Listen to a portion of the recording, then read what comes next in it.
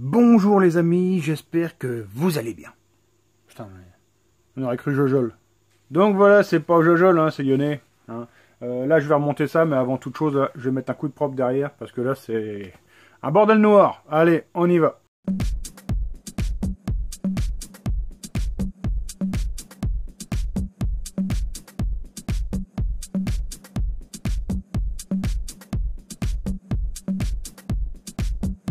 Yeah, c'est mieux, non? Bon les petits loups, on passe au remontage. Alors je ne serai pas toujours à ma main hein, pendant toutes les opérations là, parce que bah, forcément je suis un peu cagneux pour vous montrer un peu comment je fais. Donc là le joint spi, on commence par là, joint spi côté allumage. Hein. Alors là il est super simple parce qu'il n'y a pas les gorges en fait ici pour la pompe à huile. Alors par contre quand vous avez les gorges pour la pompe à huile, quand vous le mettez vous le tournez hein, sur lui-même comme ça, vous le tournez.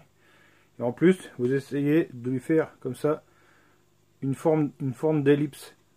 Pourquoi? Pour que en fait la lèvre elle puisse passer facilement les deux gorges qui sont prévues à la base pour l'éclipse de la pompe à huile. Bon allez, je lubrifie quand même juste un tout petit peu ici la lèvre intérieure, pas l'extérieur parce que bon, il n'y a déjà pas beaucoup de surface de contact. Et c'est parti. Là, hop, on tourne. Alors ça se met à la main. Voilà. Et après, on le sécurise quand même en tapant tranquille. Alors avec ce qu'on veut, hein, un chat. Ici c'est une petite rallonge de cliquet. Là il fait un petit bruit métallique tout le tour, c'est qu'il est bien à fond. Alors après on pourrait aussi se faire un tube, hein, j'en ai un. J'ai un tube en fait du bon diamètre qui sert à pousser le joint spi dans son logement. Ben là je vous montre la façon la plus simple. Pour le côté vario, moi j'ai la chance de m'être fait ici. Qu'est-ce que je vous montre? N'importe quoi. Ça, ici un outil, en fait, je pousse, avec ça je pousse mon joint spi et il a exactement la bonne profondeur pour venir se placer au bon endroit. Bon, c'est pas grand chose à faire, hein, vous pouvez vous le fabriquer.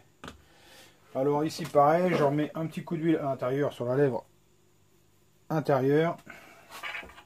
Alors ça pareil, ça se met, que je me plante pas de sens de ma boque déjà. Ok, comme ça, à la main.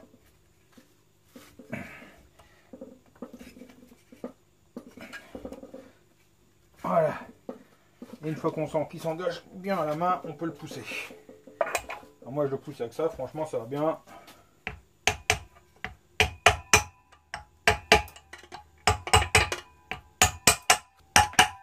Voilà. Hop. Et là le spi est exactement enfoncé où il faut.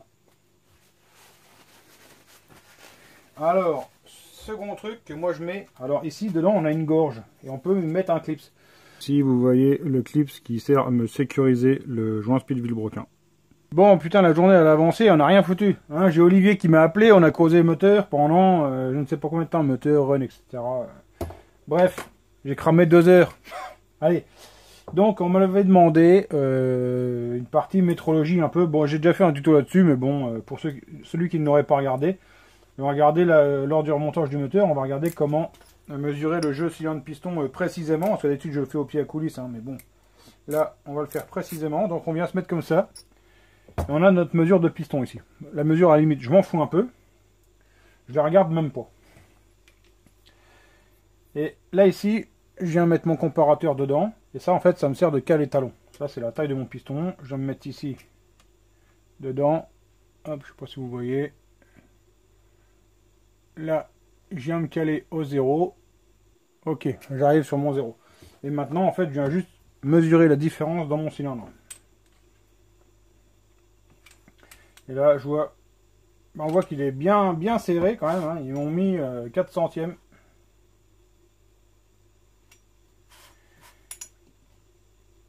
Ouais, j'ai 4 centièmes de jeu cylindre piston. Donc là, il va falloir le rôder. Après, il faut prendre en considération qu'ici, il y a la couche de graphite qui mesure à peu près 1,5 centième. Quoi. Autre opération ici, c'est de regarder mon jeu à la coupe du segment. Hein, le jeu qu'il y a ici entre les deux petits becs du segment.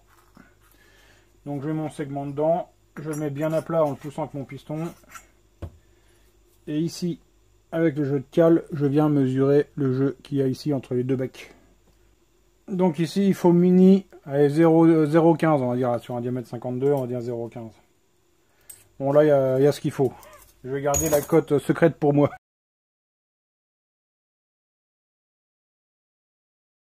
Allez, remontage du haut moteur. Alors là, j'ai mis 4 goujons propres à la bonne cote. À savoir que moi, je vous conseille les Italkit hein, de chez Scootfast ou ailleurs. Hein. Enfin bref, les Italkit, ils vont très bien. Alors on va commencer par quoi? Le segment. Alors le segment dessus, là, vous le verrez peut-être pas à la caméra. Enfin, je vais pas trop perdre de temps à vous faire des planches. Je suis déjà en retard. Ici, il y a un petit N de gravé, je ne sais pas quoi. Enfin, avec mes yeux de loup. Moi, je vois un N. Hein, donc le N comme le nord. Tu mets le segment au nord. Trêve de galéjade, en fait, en général, quand il y a une marque, tu te fais pas chier, tu la mets en haut, hein, direction de la bougie. Voilà. Donc toujours le segment au nord. Allez, là c'est au nord. Puis là, j'ai bien mis la caméra, histoire de bien me faire chier quand je vais vouloir fermer. Bref, c'est pas grave. Allez. Et tous mes joints sont passés à l'acétone. Je vous rappelle, hein, j'ai 3 petites cales, plus la cale de 4 mm, là, qu'on a fait l'autre jour. Allez, c'est parti. Donc là, je mets la pâte à joint sur mes joints. Alors, on a vu, il y en a un qui est coupé ici. C'est celui qui va ici contre la bordure du cache à Limoges. C'est parti. Alors moi, je pince la pâte entre les deux joints. Et en fait, je viens tourner mon joint dedans. Hop. Et quand on va serrer le cylindre, la pâte va s'écraser sur les côtés. Alors pour pas que ça rentre à l'intérieur du transfert, ce que je fais, avec un papier, je me mets comme ça sur le doigt. Et je passe un petit coup.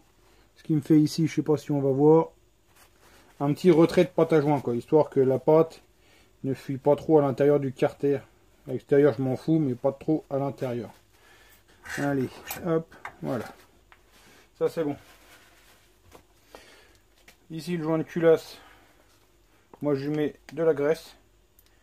Comme ça, ça permet de redémonter 25 fois s'il faut. Le joint est toujours nickel, il n'est pas cramé, et il n'est pas collé.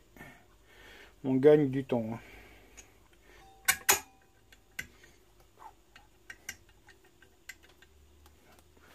Voilà.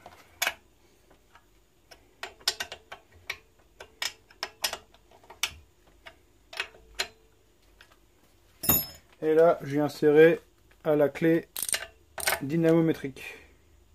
Alors moi, je mets 1,7 kg. Là, sur des goujons de 7...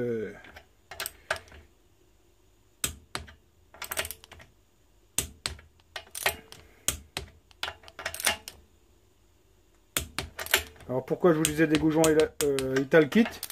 Parce qu'en fait, il y a plusieurs qualités dans les goujons. Et ceux-là, ils sont pas élastiques. Il y en a beaucoup qui sont élastiques. Et c'est quand même intéressant d'avoir des goujons bien rigides, quoi. Bref, voilà, là, mon moteur est monté correctement. Allez, ce qui est important de faire, qu'on n'a pas fait, on n'a pas mesuré, contrôlé, autant pour moi. Là, tu te mets comme ça, en Z, en S, en ce que tu veux. Tu te mets comme ça. Et ici, tu viens frotter le côté du Nicasil. On le sent quand même, ça fait... On le sent bien. Et là, tac, tac, tac, tac, tac, tac. Alors, sachant que, vu qu'il y a qu'un côté d'éteint, le piston, il loche un peu, hein. Sur le côté, si je me mets vers l'avant, laisse tomber, le bras, il bascule à crever. Donc là, sur le côté, il loche un peu. Combien qu'on a? Allez, 0,67, on va dire. Si on avait le bout d'éteint des deux côtés, il y a moins de balancement, 0,65. Il faut savoir que là, ça va se tasser. Comme je vous ai dit, les joints s'écrasent de 20%. Donc, on va tomber 0,65. On va facilement, on peut descendre 0,52, quoi, 0,54 par là, les joints. Ça va descendre. Et oui, c'est important de contrôler. Si tu contrôles pas, tu fais des conneries. Bref, allez, on est tout bien. Le haut moteur est fini. Celui-là, il est bon. Maintenant, on va monter l'allumage de l'olivier. Bref, allez, le rotor, le stator. Il y a pour les vis. Putain, mais l'autre, le jaquet, il m'a rien mis là-dedans. Bon, là, je monte l'allumage. Par contre, je refais pas un dessin. J'ai fait le tuto l'autre jour. Il est pas vieux, il a 2 mois le bordel. Il y a le tuto complet. Donc là, j'ai foutu mon comparateur. Allez, 1, 2, 3, 4, 5, 6, 7, 8. Mais tu vas mettre combien d'avance en fait? Bah, avance initiale, là, d'entrée, course 47, je vais mettre 8. Et je rappelle, c'est un allumage Bidalo. Hein. Tu mets ça sur un stage 6, tu veux autant me dire que ton vilebrequin, il sort en deux. Donc là, je viens me foutre là. Je suis au milieu. Là, je suis à peu près en face. On visse ça. Ok. Alors là, je vais serrer dans la manière où Bidalo il déteste.